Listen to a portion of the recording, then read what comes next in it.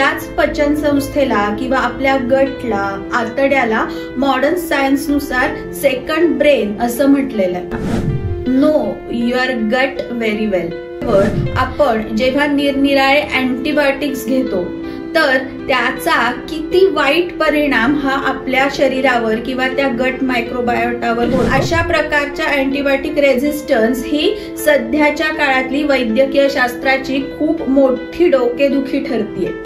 इथून पुढे येणारं पॅन्डेमिक जे सध्या आपण कोविडच्या काळामध्ये अनुभवलं, तर असं पॅन्डेमिक हे अँटीबायोटिकच्या रेझिस्टन्स मुळे निर्माण झालेला सुपर बग हेच असणार. आणि यातील अजून एक महत्वाची मेक ही आहे, ती म्हणजे अशी की तुम्ही स्वतः फक्त अँटीबायोटिक घेताय म्हणजे तो रेझिस्टन्स हा तुम्ही तुमच्या पुरताच क्रिएट करताय किंवा मर्यादित ठेवताय असं होत नाही.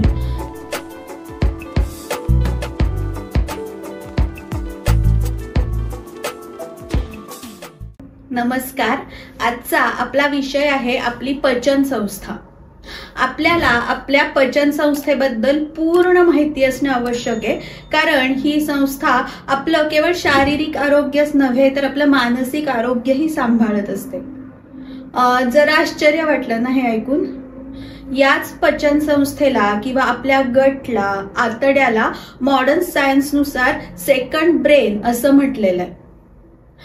तुम्हाला एखादा त्वचा विकार असो किंवा अँझायटी, डिप्रेशन यांसारखे मानसिक आजार असोत, तुम्हाला IBS किंवा कोलायटिस सारख्या आतड्यांशी संबंधित तक्रारी असोत किंवा ऑटोइम्युन डिसीज किंवा अल्झायमर असो, डायबेटीस असो, या प्रत्येक आजाराचा संबंध हा तुमच्या पचन संस्थेशी असल्यामुळे तुम्हाला तुमची पचन संस्था ही पूर्णपणे माहीत असणं गरजेचं आहे. आयुर्वेदानं सुद्धा अपाचित आहार रस असा जो आम आहे हाच सर्व व्याधींचं मूळ सांगितलेलं आहे. जर तुम्ही वारंवार आजारी पडत असाल, तुम्ही प्रयत्न करूनही तुमचं वजन कमी होत नसेल किंवा वाढत नसेल, तुम्ही सतत अंडर स्ट्रेस राहत असाल, तुम्हाला स्वतःला कुठलंही काम करण्यासाठी मोटिवेटेड वाटत नसेल, तर ही व्हिडिओची सिरीज तुमच्यासाठी आहे. तुम्हाला तुमच्या पचन संस्थेबद्दल यासाठीच पूर्ण माहिती घेणं गरजेचं आहे. नमस्कार, मी डॉक्टर वर्षा हरीश देशपांडे, तुम्हा सगळ्यांची डॉक्टर मैत्रीण.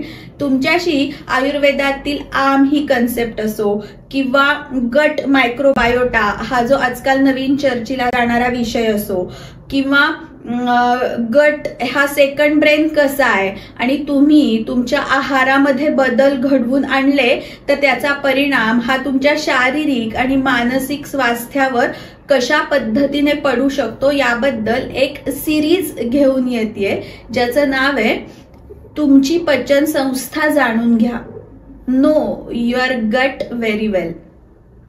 आणि आपण आजच्या भागामध्ये प्रामुख्याने काय बघणार आहोत की याच पचन संस्थेवर आपण जेव्हा निरनिराळे अँटीबायोटिक्स घेतो तर त्याचा किती वाईट परिणाम हा आपल्या शरीरावर किंवा त्या गट मायक्रोबायोटावर होतो याबद्दल आज आपण माहिती घेणार आहोत. बरं, मग तुम्ही म्हणाल की पचन संस्था जाणून काय घ्यायची आहे? आम्ही हे लहानपणापासून शिकलेलो आहोत. आमच्या जीवशास्त्राच्या पुस्तकामध्ये आम्हाला हे माहिती आहे की ही पचन संस्था ती मुखापासून सुरू होते आणि ॲनल कॅनॉल पर्यंत ही पचन संस्था अस्तित्वात असते. मग आपल्या शरीरामध्ये त्याचं काम हे अन्न ग्रहण करणं असतं, अन्नाचं पचन करणं, त्याचे पोषक घटक हे त्या अवयवापर्यंत पोहोचवणं आणि नको असलेला भाग शरीराबाहेर मल स्वरूपामध्ये काढून टाकणं. आम्हाला माहिती आहे. मग अजून पचन संस्थेची माहिती घेण्याची गरज काय आहे? तर हे अतिशय महत्वाचं आहे की तुम्हाला तुमच्या गट लाइनिंग बद्दल जर थोडीशी माहिती असेल तर तुम्ही प्रत्येक वेळी एखादं जे पॅक फूड असतात ते जेव्हा तुम्ही फोडताना नक्की विचार कराल. जंक फूड खाताना किंवा अल्कोहोल घेताना, निरनिराळे आपण जे कोल्ड ड्रिंक्स घेतो ते किंवा एरिएटेड वॉटर जेव्हा आपण घेतो, आणि सगळ्यात महत्वाचं म्हणजे जेव्हा आपल्याला एखादं किरकोळ देखील इन्फेक्शन झालेलं असतं तेव्हा आपण एखादं अँटीबायोटिक घेतो तेव्हा त्याचा आपल्या या गट मायक्रोबायोटावर होणारा वाईट परिणाम जर आपल्याला समजला तर आपण वेळीच सावध होऊ आणि आपल्या शरीराचं डॅमेज हे थांबवू शकू. तुम्हाला हे माहित असणं गरजेचं आहे की तुमच्या आतड्याच्या किंवा गटच्या आत एक नॅचरल मायक्रोबियल फ्लोरा असतो.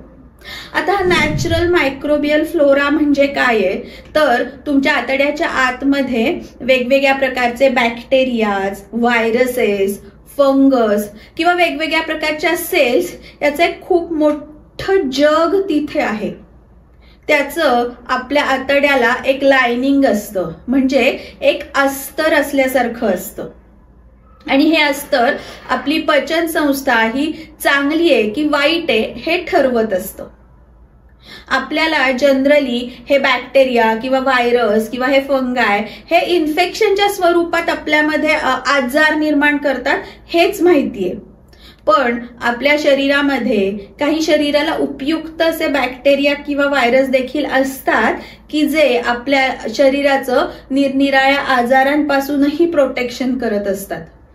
आणि अशाच चांगल्या वाईट बॅक्टेरिया, व्हायरस किंवा फंगाय तसंच वेगवेगळ्या प्रकारचे सेल्स यापासून आपल्या आतड्याचं हे अस्तर बनलेलं आहे.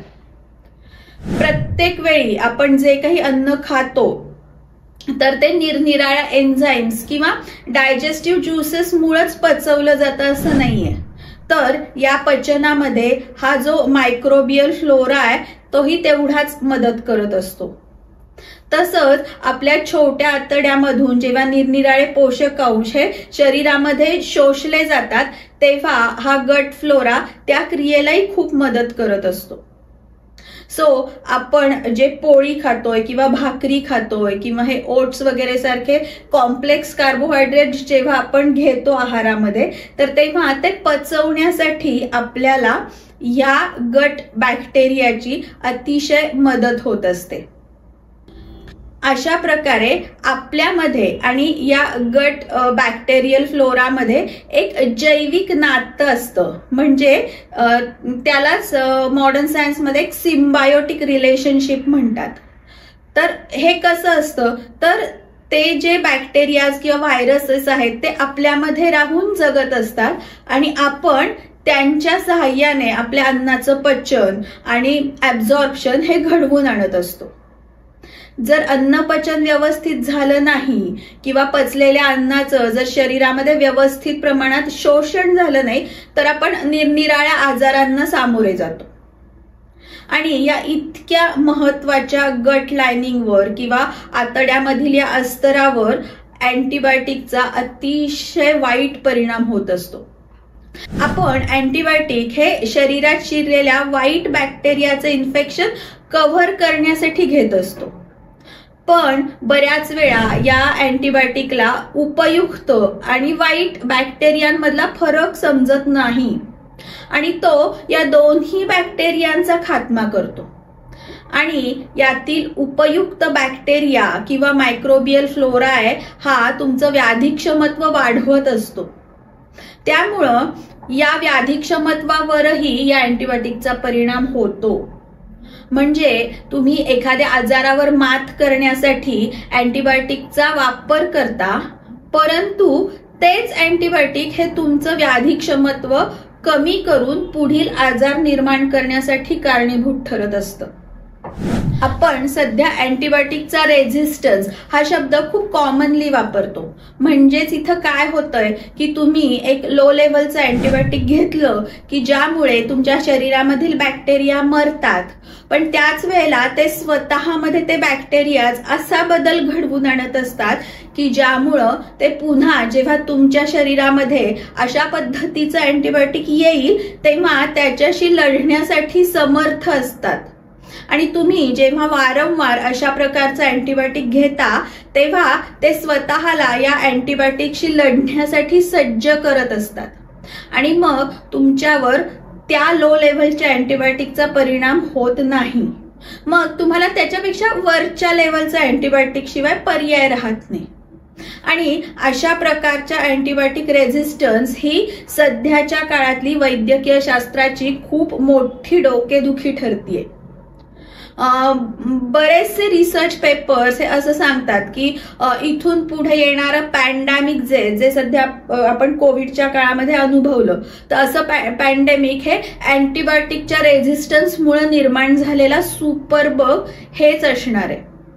आणि यातील अजून एक महत्वाची मेक ही आहे, ती म्हणजे अशी की तुम्ही स्वतः फक्त अँटीबायोटिक घेताय म्हणजे तो रेझिस्टन्स हा तुम्ही तुमच्या पुरताच क्रिएट करताय किंवा मर्यादित ठेवताय असं होत नाही.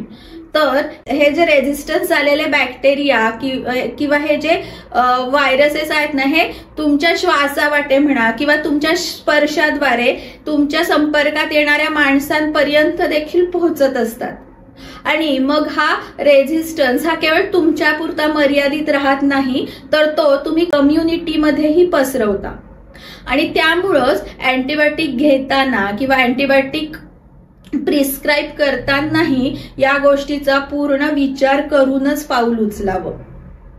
आपण बऱ्याच वेळा व्हायरल इन्फेक्शन मध्ये सुद्धा किंवा इतर अगदी साध्या छोट्या इन्फेक्शन्स मध्ये सुद्धा बॉडीची रिॲक्शन न बघता लगेचच अँटीबायोटिक सुरू करून देतो. की व्हायरल इन्फेक्शन मध्ये तर अँटीबायोटिकचा तसा कुठलाच रोल नाहीये. आपण आपल्या शरीरावर पूर्ण रिलाय राहून त्याला स्वतःलाच हील होण्यासाठी आपल्या लंघनाद्वारे किंवा हलक्या आहारातून तसंच योग्य विहारातून जर मदत केली तर अँटीबायोटिकची गरज पडणार नाही. आजचा हा व्हिडिओ हा डायरेक्टली पचन संस्थेची माहिती देणारा नसला तरी ती माहिती करून घेण्याची गरज का आहे याचं तुम्हाला गांभीर्य लक्षात यावं म्हणून तुमच्यासाठी मी हा व्हिडिओ बनवलेला आहे. तरी हा व्हिडिओ तुम्हाला कसा वाटला ते मला नक्की कमेंट करून कळवा. थँक्यू.